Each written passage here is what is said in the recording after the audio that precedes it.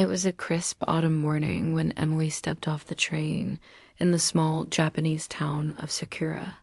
The air carried the faint scent of cherry blossoms, though the trees stood bare, their petals long gone. Emily gripped her suitcase, her heart thudding with excitement and a touch of dread. She was starting her year as an exchange student at Sakura High School, a world away from her life in America. Her host family, the Tanakas, greeted her at the station. Mr. Tanaka, tall and reserved, offered a quiet smile. Mrs. Tanaka enveloped Emily in a warm hug, her kindness instantly soothing Emily's nerves. Their daughter, Aiko, was Emily's age, with a playful spark in her eyes that hinted at mischief. Emily felt a mix of curiosity and caution around her. The Tanaka home was a traditional house with sliding paper doors and tatami mats. Emily's room was small but cozy, furnished with a futon and a low table. As she unpacked, the reality of her new life sank in. She was truly in a different world. The next day, school began. Sakura High was an aging structure, its wooden floors creaking underfoot, and its hallways dim despite the daylight. Students in crisp uniforms bowed to their teachers, a custom Emily found both strange and charming. Her blonde hair and American accent made her stand out, but her classmates welcomed her with shy smiles and eager questions. At lunch, Emily joined Aiko and her friends. They laughed over pop culture and swapped stories about life in Japan and America. Then Miki, one of the girls, leaned in close, her voice dropping to a whisper. "Have you heard about Hanako-san?" Emily tilted her head. "Who's that?" "She's the ghost of the third-floor bathroom," Miki said, eyes wide. "They say she was a student who died there. If you bother her, she'd drag you into the toilet." The group giggled nervously, but Emily smirked. "Sounds like every school ghost story back home." "It's real," Aiko cut in. "My brother saw her. She's got long black hair and a red skirt." Emily shrugged. "I'll believe it when I see it." Weeks passed, and Emily found her rhythm classes, the English club, even a few Japanese phrases. Yet something about the school felt off. Alone in the halls, she'd catch faint whispers or see shadows flicker just out of sight. The third-floor bathroom became a place she avoided without knowing why. One afternoon, while studying in the library, Emily realized she'd left her notebook in her locker. The school was quiet as she walked the empty halls. Passing the third-floor bathroom, she froze as soft sob drifted through the door. Curiosity pulled her closer. She pushed the door open and stepped into the dim, dank room. Flickering lights buzzed overhead, illuminating a row of stalls. The crying came from the last one. "Hello," Emily called. "Is someone there?" The sound stopped. Her pulse quickened.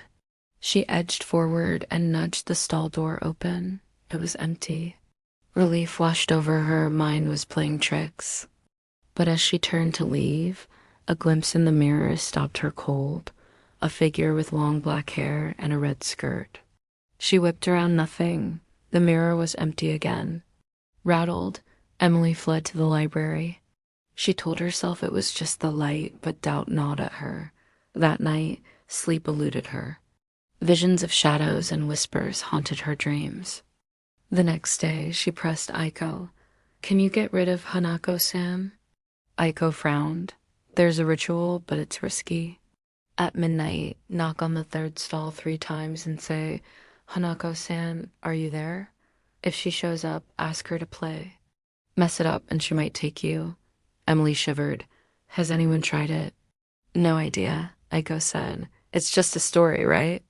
But Emily wasn't so sure. The need to know grew stronger.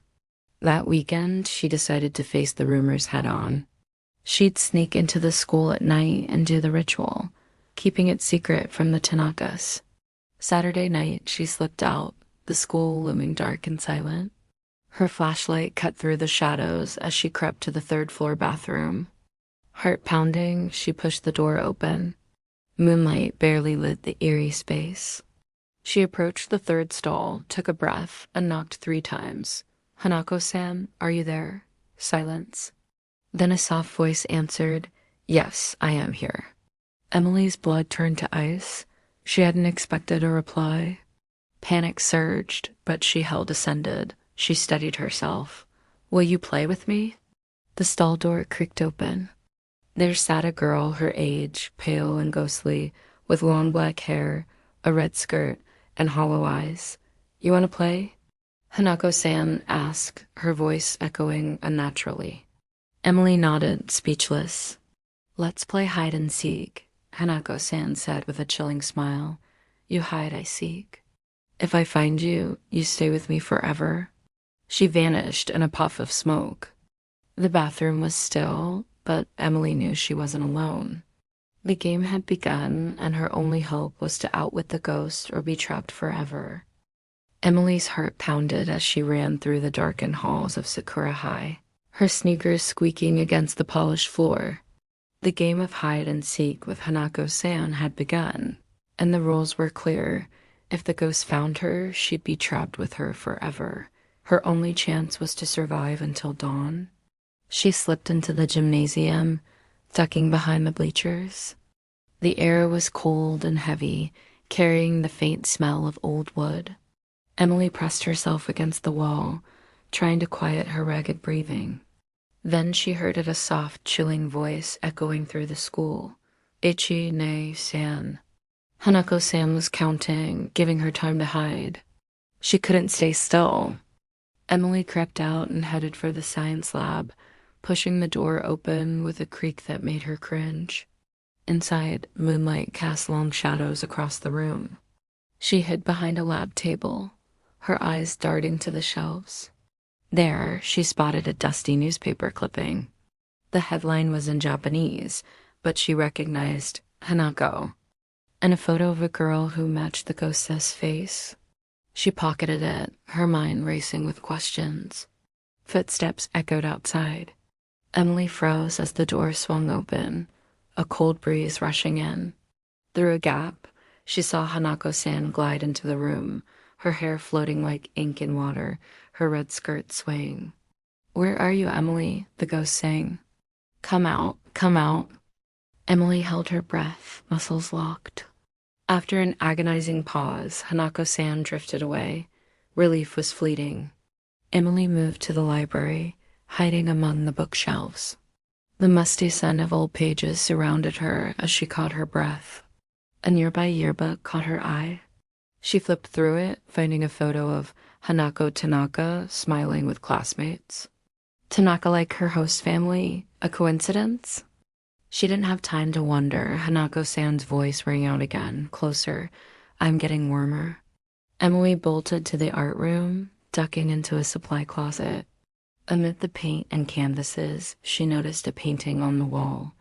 A girl in a red skirt, alone in a bathroom, signed H.T. Hanako Tanaka. It radiated despair, and Emily felt a pang of pity. Then the closet door creaked open. She nearly screamed, but it was just the wind. Still, she had to keep moving. She headed to the administrative office, searching for answers. In a folder labeled Incident Reports, she found Hanako's story. Accused of stealing a teacher's gold pen, she'd taken her life in the third-floor bathroom. The pen was never found, and some believed her innocent. Emily whispered, "You didn't do it, did you?" A voice replied, "No, I didn't." Emily turned to see Hanako-san, her eyes brimming with sorrow. "I know you were innocent," Emily said, trembling but firm. "If I prove it, will you let me go?" Hanako-san tilted her head. "Perhaps, but the game continues until dawn." Then she vanished. Emily checked her watch. 3 a.m. 2.5 hours to go. She returned to the art room, digging through old projects. In a box, she found a sculpture with a note. To Hanako, "I'm sorry. Keian." Inside was the gold pen. Proof. Hanako-san appeared, her presence icy. "You found it," she whispered. "Yes," Emily said, holding it up. "Keiko Nakamura framed you." Tears fell from Hanako-san's eyes, relief, not rage. "Thank you," she said, "but you must still survive." Emily clutched the pen and returned to the bathroom, waiting out the clock. As dawn's light crept in, Hanako-san reappeared. The game is over. You've won, she smiled, fading away. Now I can rest. But then a sinister laugh filled the air. A new ghost emerged, Keiko, her face twisted with fury. You think you've won? This is just the beginning. Emily's victory turned to dread as she faced a new nightmare. Emily's heart pounded as Keiko's chilling laughter filled the bathroom. Moments after Hanako's spirit found peace, a new figure emerged from the shadows, Keiko, her eyes glinting with malice. You meddled where you shouldn't have, she hissed, her voice cutting through the silence like a blade. Panic surged through Emily, and she stumbled out of the bathroom, fleeing into the darkened halls of Sakura High. The school was a maze of flickering lights and cool drafts. Keiko's laughter echoed behind her, growing louder, closer. Emily's mind raced. Hanako's story was over, but Keiko's was just beginning. As she ran, her fingers brushed the gold pen in her pocket, the one tied to Hanako's death.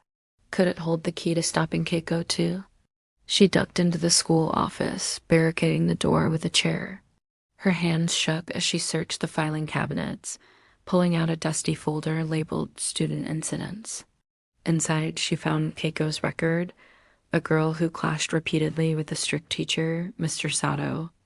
A note mentioned his missing gold pen, later found with Hanako, sparking the events that led to her demise. Emily realized Keiko must have stolen it to frame Hanako, driven by resentment. A loud bang rattled the door, and the air turned icy. Keiko was near.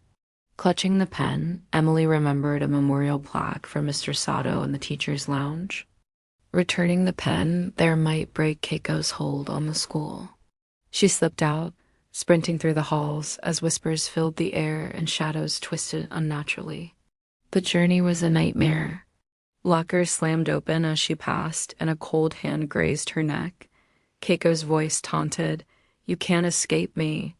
Emily pushed forward, heart hammering, until she reached the lounge. The plaque sat on a shelf, surrounded by faded flowers. Trembling, she placed the pen before it and whispered, "This belongs to Mr. Sato. Let it end here." The room darkened as Keiko appeared, her form towering and furious.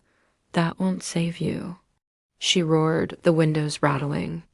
Emily swallowed her fear and faced her. "Keiko, I know what you did. Mr. Sato hurt you, and you lashed out at Hanako, but your anger has kept you trapped here." Keiko's rage faltered, replaced by a flicker of sorrow. "He humiliated me," she murmured. "I wanted him to suffer, not her." Her voice broke, revealing the weight of her guilt. "I get it," Emily said gently, "but Hanako paid the price. You can still make it right. Let go for both of you." She held out the pen, a symbol of Keiko's past. Keiko stared at it, then at Emily, tears shimmering in her ghostly eyes. "I'm sorry," she whispered. A soft glow emerged beside her, Hanako, serene and forgiving.